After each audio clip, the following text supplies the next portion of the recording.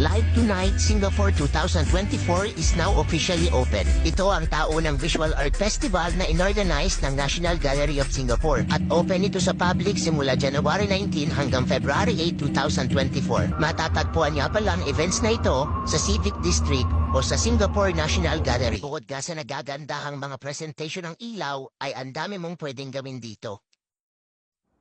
Pwede nga pala kayong tumambay dito at maglaro habang nanonood ng mga live presentations. Perfect din ang place na ito para makipag-date sa mga jowa nyo at manood ng iba't ibang exhibit dito sa loob ng National Gallery. Mapapatambay ka talaga dito kung mahilig ka talaga sa history. Iba't ibang mga ilaw nga sa iba't ibang building ang makikita mo rito. Bawat building nga ay may kanya-kanyang pakulo.